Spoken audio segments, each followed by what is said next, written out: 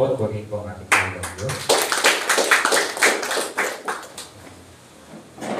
Ako po nagpapasalamat po ng aming Panginoon Diyos dahil makalimas din isang libon taon in order na ito. Sakto na. Hindi lang po po. Sa akin po, sa daya ng Panginoon po, ay sa ating katiwala po itong wika o yung huling wika na sinamit ng ating Panginoon sa krus ng Kalbaryo bago matapos yung kanyang earthly ministry. No? Sabi dito, sumigaw ng malakas si Jesus, Ama, sa mga kamay mo yung pinagkakatiwala ko ng Espiritu. At pagkatapos nito, nalagot ang kanyang tinig. Kaya, sabi instruction. Dito ipinahayag ni Jesus na kanyang inilalaga sa kami ng Diyos ang kanyang buhay at pagkakasita na ipinangako niya ang kanyang buhay sa kami. Sa iyong buhay, tulad ng sinabi ni Jesus, ano ang iyong ipagkakatiwala sa Diyos at ipagpapasalamat? So, hindi lang ito tanong sa akin para sa lahat. So, meron nga tayong ilang mga kapatid. Meron nga din ang pagpapasalamat sa ating Panginoon.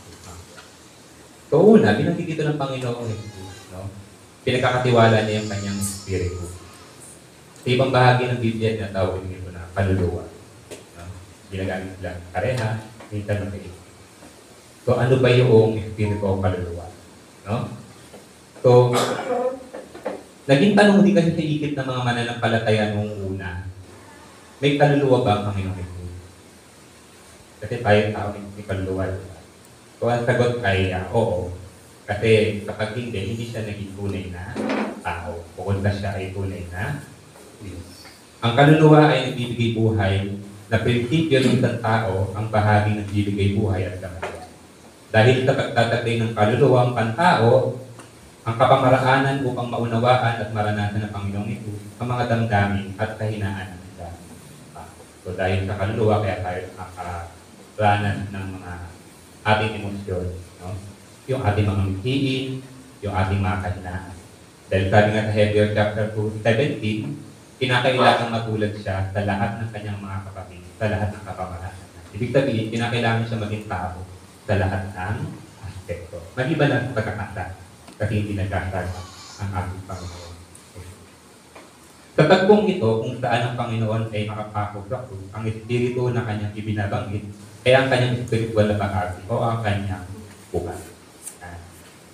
So, ang inaasahan sa mga mananampalataya na tumanggap sa Panginoong Jesus ay handa ng kumakabilang buhay. Pwede na. Okay.